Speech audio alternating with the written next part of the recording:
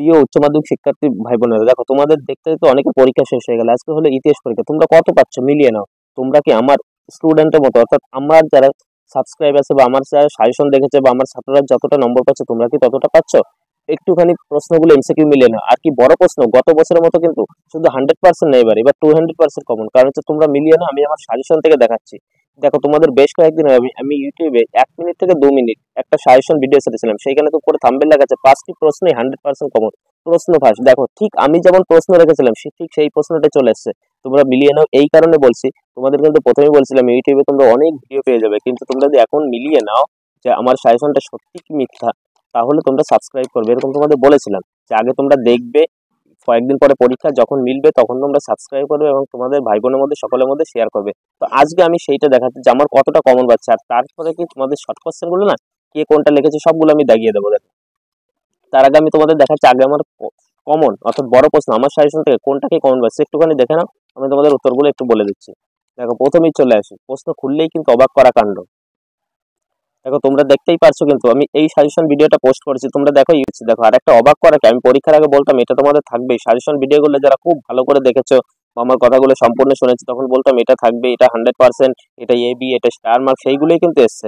তো দেখো এইখানে প্রথম প্রশ্ন কিন্তু সংগ্রহশালা, অর্থাৎ আমার কি সংগ্রহশালার প্রকারভেদ। আমি এটা কি বলছে, প্রশ্নটা একটু ঘুরিয়ে এসেছে, প্রথম অধ্যায় থেকে 2 নম্বর প্রশ্ন। দেখো আমার সাজেশনে প্রথম অধ্যায় 2 নম্বর লেখেছিল জাদুঘর বলতে কি বোঝে, তার মানে এই যে সংগ্রহশালা এটারই কিন্তু অপর নাম জাদুঘর। তাহলে তোমরা এটা কমন পেয়েছো। এবার চলো পরেরটা দেখো।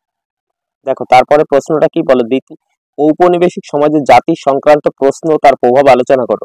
দেখো এইটা কি, এই জাতি সংক্রান্ত প্রশ্ন আমার সাজেশন আছে জাতিগত ব্যবধান, সেইটাই এসছে কত, দ্বিতীয় অধ্যায়ের যে সাজেশনটা রেখেছে তার 3 নম্বরে। দেখে নাও তাহলে একটুখানি ঠিক আছে কিনা, প্রশ্ন একটুখানি মিলিয়ে নাও। দেখো এই দ্বিতীয় অধ্যায় দেখো 3 মার্কে 3 নম্বর যে প্রশ্ন রেখেছিলাম, ঔপনিবেশিক রাষ্ট্র বলতে জাতিগত ব্যবধানের প্রভাব। তার মানে তোমরা বুঝতেই পারছো, বলেছিলাম এই দুটোর মধ্যে যে স্টার মার্ক দিয়ে আছে তোমাদের পরীক্ষা থাকবে, ঠিক সেটাই চলে আসছে। তাহলে দেখো কত কম পড়ে তোমরা কিন্তু সাজেশনটা পাচ্ছ। এবার দেখো এইখানে যেটা আছে, ক্যান্টন বাণিজ্যের প্রধান বৈশিষ্ট্য বলে কি, কেন এই বাণিজ্যের অবসান হয়েছিল, এটা কি আমার সাজেশনের 4র্থ অধ্যায়, অর্থাৎ 4র্থ অধ্যায়ের যে সাজেশন আছে তার শেষের দিকে, যেখানে ব্র্যাকেটের মধ্যে দিয়ে আছে যে পার্টটা 6 নম্বরের স্টার মার্ক চিহ্ন, দেখে নাও তাহলে ঠিক আছে কিনা। দেখো এই যে আমার সাজেশনটা ছিল এইখানে 4র্থ অধ্যায়ের কি আছে, এইখানে বলছে শেষের দিকে আছে ব্র্যাকেটের মধ্যে ক্যান্টন বাণিজ্যের মুখ্য বৈশিষ্ট্য কি কি কি এর অবসানের কারণগুলি লেখো। তাহলে বুঝতেই পারছো, দেখেছো আমার সাজেশনের ভিডিওটা খুবই অল্প, 1 মিনিট বা 2 মিনিট, তুমি যদি একটুখানি কষ্ট করে ধৈর্য সহকারে দেখতে, তাহলে কিন্তু তুমি বড় প্রশ্ন 40-40 মার্কই তুমি কমন পাবে। এবার চলে আসো, দেখো তারপরে কোনটা আছে, তারপর দেখো আছে শিক্ষা ও সমাজ সংস্কারক রূপে ঈশ্বরচন্দ্র বিদ্যাসাগরের ভূমিকার মূল্যায়ন আলোচনা করো। এটা দেখো আমার সাজেশন যেটা 4র্থ অধ্যায় সেটা স্টার মার্ক প্রশ্ন। তো দেখে নাও 4র্থ অধ্যায় ঠিক আছে কিনা। 4র্থ অধ্যায় প্রশ্ন কি, ঈশ্বরচন্দ্র বিদ্যাসাগরের শিক্ষা সমাজ সংস্কার আলোচনা করে। দেখো এটা তোমাদের আমি আমার সেই 1 মিনিট বা 1.5 মিনিটের যে সাজেশনটা আছে সেটা তোমরা দেখে নাও, সেখানে আমি বলেছিলাম এই প্রশ্নটা আসুক বা না আসুক তোমরা গিয়ে লিখে দিয়ে আসবে, দেখবে কোথাও না কোথাও চলে আসছে। তো সেটা কিন্তু চলে আসছে। দেখো তাহলে কমন কতটা কমন তোমরা ভাবতেই পারবে না কিন্তু। তারপরে দেখো বিভাগ, এইখানে কি বলছে পঞ্চম অধ্যায় থেকে, অর্থাৎ 1935 সালের ভারত শাসন আইনের প্রধান ধারাগুলো কি, কিভাবে এই আইনটা ব্রিটিশ ঔপনিবেশিক স্বার্থ রক্ষা করেছিল। এটা আমার পঞ্চম অধ্যায়ের যে সাজেশন রেখেছে 8 মার্কের প্রশ্ন, সেইখানে দেখে নাও একটুখানি। দেখো পঞ্চম অধ্যায় কোথায় আছে, এই যে পঞ্চম অধ্যায়। দেখো পঞ্চম অধ্যায় কি 1935 সালের ভারত শাসন আইনে, বুঝতেই পারছো তাহলে কিন্তু সম্পূর্ণটা কমন। দেখো আমি কিন্তু তোমাদের বারবার বলি যে বোর্ডের প্রশ্ন, আমি অর্থাৎ বোর্ড এক্সাম যেগুলো হয়, আগে 11টা হতো, এখন মাধ্যমিক আর 12, এই প্রশ্নগুলো আমার সাজেশনের বাইরে কিছু হবেই না। বোর্ড কোশ্চেন সেগুলো আসতে পুরো বাধ্য 100%। তোমাদের বারবার বলি তোমরা কিছু না হোক ভিডিওগুলো পুরোটা দেখবে মনোযোগ সহকারে, ভিডিওর মতো অনেক ইনফরমেশন আমি তুলে দেবো, যেগুলো শুনলেও কিন্তু তোমরা অনেক কার্যকারী হবে। তো প্রত্যেকটা ক্লাসে কিন্তু এর ব্যতিক্রম হবে না সাজেশন। এবার দেখো সপ্তম অধ্যায়, এখানে কি বলছে, কিউব আর ক্ষেপণাস্ত্র সংকট বলতে কি বোঝো, এই সংকট ঠান্ডা কতটা, এটা দেখো সপ্তম অধ্যায় 10 নম্বর প্রশ্ন আমার সাজেশনটা। দেখো এই দেখো সপ্তম অধ্যায় কি কিউবার ক্ষেপণাস্ত্র, বুঝতেই পারছো। তারপরে দেখো চলে আসো, পরে আছে কি সার্ক গঠনের পটভূমি ব্যাখ্যা করে দক্ষিণ এশিয়ার রাজনীতির ভূমিকা কি ছিল, এটা দেখো অষ্টম অধ্যায়ের 11 নম্বর প্রশ্ন আমার সাজেশনে। তাহলে এই যে অষ্টম অধ্যায় সার্ক, আমি তোমাদের বলছিলাম এই দুটোর মধ্যে যে কোনো একটা আসবে, তাহলে কিন্তু চলে এসেছে। সুতরাং তোমরা দেখতে পাচ্ছ কতটা কমন। এখনো বলি বারবার যে ইউটিউবে অনেক সাজেশন দেখে লাভ নেই, তোমার যে চ্যানেলটার প্রতি আস্থা হয় বা যেটা করলে তুমি বুঝতে পারবে হুবহু কমন আসে বা কমন আসে, তোমরা সেইটাই করার চেষ্টা করো এবং সেইটাই করো। কারণ হচ্ছে আমার ভিডিওগুলো দেখো খুব একটা বেশি বড় নয়, সাজেশনের ভিডিওগুলো অল্পতে শর্টকাট করেছে, আর আমার সাজেশনও খুব একটা বেশি না। তুমি যদি পরীক্ষার আগের মুহূর্তে দেখো, অর্থাৎ পরীক্ষার 5 দিন আগে দেখে যাও সেই প্রশ্নগুলো, কারণ সেইগুলো আসতে বাধ্য, এটা বিগত বিগত কয়েক বছর ধরে এটা অভিজ্ঞতা থেকে বলতে পারছি।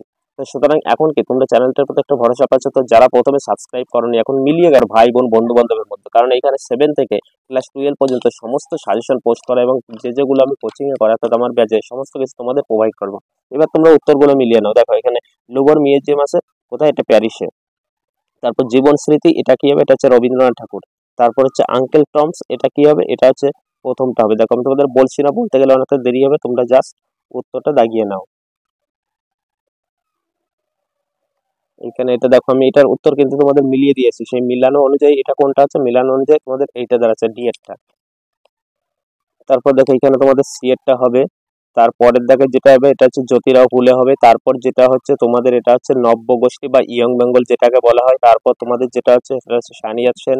তারপর তোমাদের যেটা হচ্ছে এইখানে হচ্ছে সত্যেন্দ্র প্রসন্ন সিংহ। তারপর দেখো লাহোর।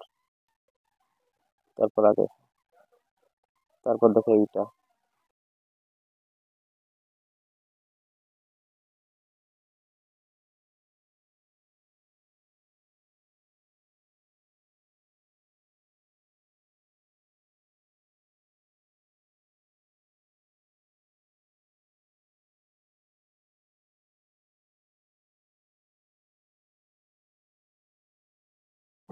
তারপর দেখো এখানে এইটাই, দেখো এই উত্তরটা কি আছে, এই উত্তরটা সোহরাওয়ার্দী হওয়ার কথা ছিল, কিন্তু যেহেতু সোহরাওয়ার্দী নেই তাই এখানে এইটা। তারপরে দেখো এইখানে তোমাদের এইটা সঠিক উত্তর। তারপরে এইখানে এইটা হবে। এবার প্রশ্নগুলো তোমরা একটুখানি দেখে নাও, কারণ যদি তোমরা পুরো প্রশ্নটা দেখতে চাও।